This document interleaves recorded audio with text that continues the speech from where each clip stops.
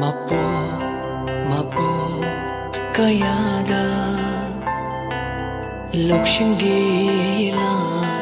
oidona ai khoi gi mangda liba oja mayambu kurum jari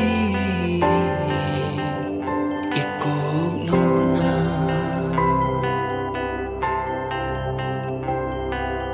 kurum jari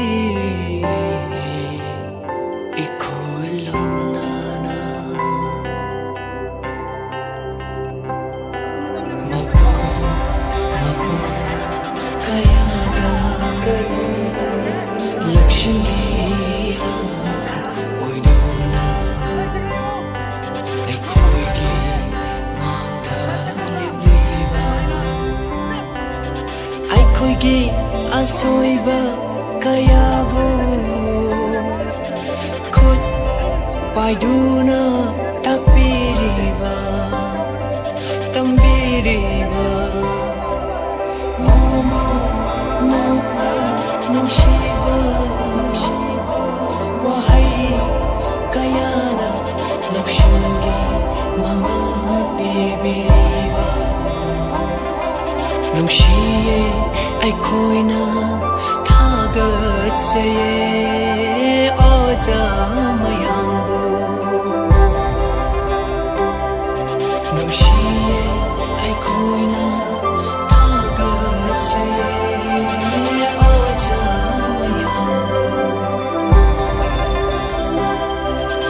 ai khogi asoiba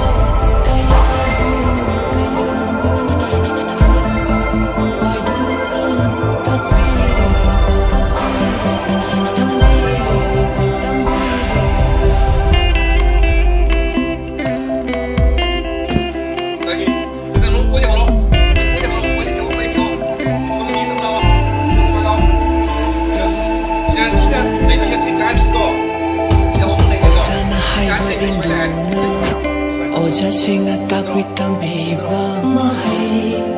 kayabu udona mai papa mi oi bangam jage achumba lambi da chachage ai khoi na hai chaura su chaura mati chaura oja mayambu kauba leijaro ningchingduna khorum jage thamoida ningchingduna khorum jage thamoida ningchingduna khorum jage tham